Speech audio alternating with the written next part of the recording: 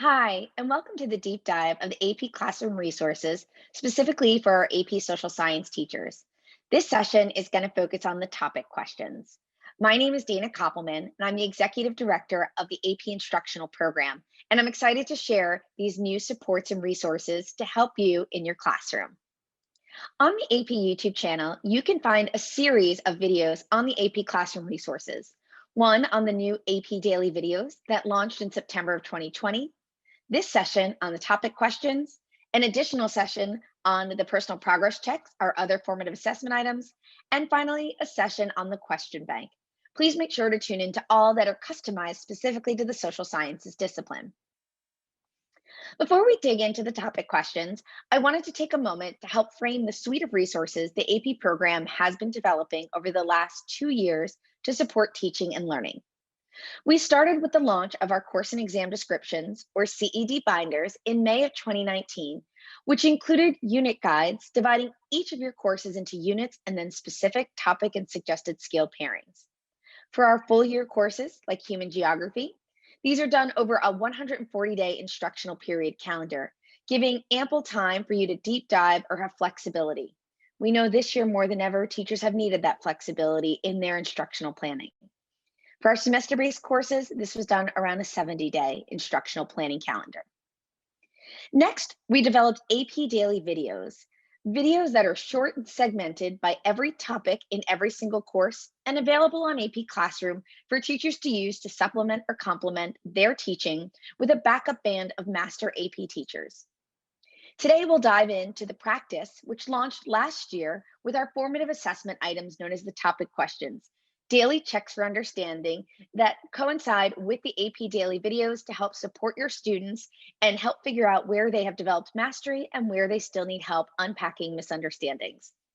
And last, we have unit formative assessments in the shape of personal progress checks, which are designed to provide real-time feedback so that you can get the information you need to know how your students are performing over time and give students feedback to help them continue to improve and practice as they move closer to the end of year assessment. Let's now talk more specifically about the topic questions. Topic questions provide students with the practice they need applying the content of each of the courses in the social science disciplines in the context of the skills that are aligned under the topic skill or suggested skill pairing. These enable teachers to check for understanding and then can develop individual support or class level support if you notice there's a topic or a skill that the entire group is struggling with. These questions provide just-in-time feedback for teachers to automatically know what they should focus on as they move on or remediate a topic. And they provide just-in-time feedback to students to give them the information they need to help to continue to seek out support and to own their learning. AP topic questions are formative. They should not be used for any type of grade in class, but should be assignments that can be used before, during, or after instruction as warm-up, homework, or exit tickets. And as noted, these align quite nicely to the AP Daily videos. What I want to do now is move away from the PowerPoint presentation and dive deep into AP Classroom, leveraging our macroeconomics course. So if you're online right now, I suggest you go to myap.collegeboard.org and log into AP Classroom so you can follow along as I demo what we're going to do with macroeconomics. Right now on my Chrome browser, you should see what happens when you log in to myap.collegeboard.org. You're brought to the landing screen that has your high school and any courses which you are course authorized to teach. Because I work for the College Board, I'm authorized under Trevor Packer High School, and I have access to a variety of AP Classroom courses. Today, I'm going to use macroeconomics as the one to demonstrate the topic questions. You can get there either using the course card or in the yellow drop-down menu. Once AP Classroom loads, you are defaulted into the home page. The home page provides an overview that matches and aligns to the course and exam or CED binders for each of the courses. There's a course tab that provides you with key resources, including a link to the electronic CED, an overview of all of the AP Daily videos, which you can learn more about in that YouTube session, and a guide for flipped classroom should you have fallen behind or not stayed where you wanted to be paced according to the CED in fall of 2020. You then have the unit outline that provides the topics for your course and the resources available, both in terms of AP Daily videos and the topic questions, which we'll go into in a moment. And if you were to scroll all the way down, this is also where you'll find the personal progress checks, which are their own session you can tune into on YouTube. It should be noted we highlighted a new resource in our AP Daily session, but I'm going to point it out here as well, that we now have an instructional resource search, which you can use to find any content or keyword as it relates to anything within our AP Daily videos, your course materials, lessons and handouts, progress checks, or topic questions to help personalize your instruction. Across the top, you have quick links to the progress checks and the progress dashboard, which will be covered in another YouTube session, as well as the question bank.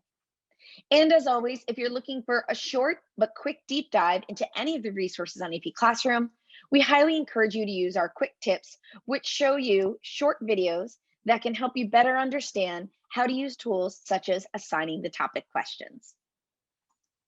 Now let's go into the topic questions, again, specifically for macroeconomics. I'm going to move into Unit 3. So you'll notice when I click into Unit 3, National Income and Price Determination, it defaults to the page that provides my unit guide, a quick link to the question bank that will sort for Unit 3 questions, and we'll talk about more in that YouTube session. And it also shows each topic and skill pairing, the AP Daily videos, and as I noted, the topic questions. Topic questions can be easily identified with the yellow light bulb icon. This same icon exists if you were to search for these items in the question bank, which is where we house these particular questions. If I've just completed topic 3.3, and I've assigned my AP Daily videos, I may want to then assign my topic questions as homework to check for my student understanding of what they've learned and what I've provided in my synchronous instruction. Upon clicking the topic questions, I'll be brought to the question bank where these formative assessment items live, and it is pre-sorted to already include, once again, those yellow light bulb items, which are the AP topic questions you'll see here under this sort for topic 3.3.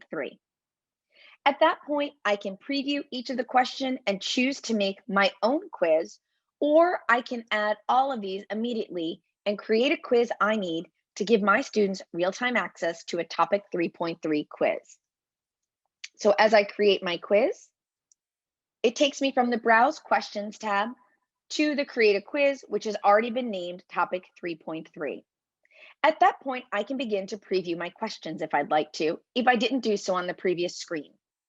I can see the prompt and the answer choices, and if I click on the question scoring and details, I'm given access to the right answer and the rationale that gives students the reason why the right answer is right, as well as the rationale behind why incorrect answers are incorrect. This is invaluable to help your students own their learning and get that just-in-time feedback they need to course correct misunderstandings. It also shows me how this item aligns to the key details within the course and exam description, should I want to know that. I can easily assign from here, or I can go back to my quiz that I've created and assign using the blue button. It will pull up an assignment screen that allows me to assign to different sections. In this case, I only have one section, so it'll default to the one section for Ms. Koppelman's class. I can choose to give my topic questions in an online format or print if I wanted to print them out. I can choose to have students see results either after scoring or not at all. I recommend after scoring since these are formative assessment items and we want students to get just-in-time feedback. You can provide start and due dates. Because this is formative, I'm going to leave it open. You can even put a timer on if you wanted to. And of course, you can enable a lockdown browser should you want this to be secure. We require those for our secure practice exams. The rest is up to you. You can scramble questions and even create a custom assignment name if you want. So at this point, I'm going to assign it to my fictional class because I do not have a classroom full of students. And so you can see in this assessment that my students have not yet started. Once your students start and complete it, this will change in terms of the status and the date that they submit it. Again, I have fictional students, so I have the option to generate fictional student data, which will then show me that my online test, which is live and I can continue to manage it, has been scored and completed by all 10 of my students. So let's see how they did. When you click over to the results tab, it's going to show you all of the quizzes you've created for your students in your results based on your section, the year, your high school, your district, all of the different filters you can use to make it readily available to the needs of your classroom. So we just assigned topic 3.3 quiz, and you can notice right here, I get a quick glimpse at student performance. The performance bars are broken into quartiles. So it's showing students that got between 0 and just under 25% correct, 25 to just under 50, 50 to just under 75, and over 75.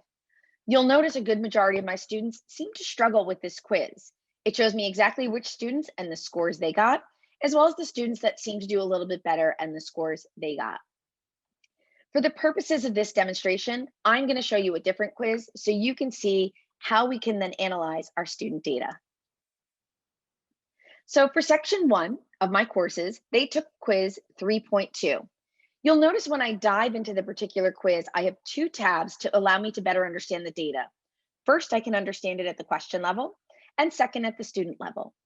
On a question by question basis, I can go in and not just see how my students performed, but find out where students who didn't get the answers correct fell short.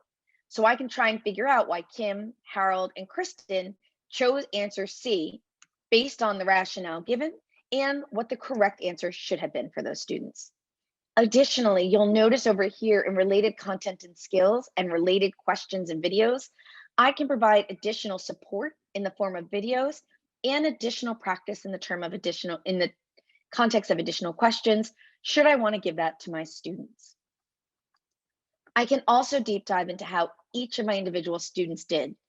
This year, with both hybrid and virtual learning, this is essential for when you're doing coaching with your students in small groups or one-on-one. It allows you to help students pinpoint where they need additional support and where they should continue practice. So in the case of Kristen Hayworth, I can click in, find out where Kristen did wrong across the board, and then even further go into each question with Kristen and start to talk through why their answers were incorrect and how we can better improve to get them to the correct answer. So again, as an educator, I'm getting that just-in-time feedback across my entire class, but I'm also able to get that feedback in terms of my students. And my students with access to the rationales get just-in-time feedback to help own their learning and course correct. So as a recap, to access my topic questions, when I'm in my unit outline on my homepage of AP Classroom, I'll go to the yellow light bulb questions that appear after each topic and the AP Daily videos. From there, I get the pre-sorted questions in the question bank noted with the yellow light bulb question. If I see an orange bar next to any question, I can know that that's been previously assigned on another quiz. And I can custom select which questions I want to use or create a quiz with all of them on it right away. I hope that you found this video helpful and that it will continue to help as you guide your students through the end of the year and begin to prepare them for the year-end assessment. As always, we're so thankful for all that you do for your courses and for your students, and we hope you have a wonderful spring and wish you best of luck through the end of the school year. Thank you.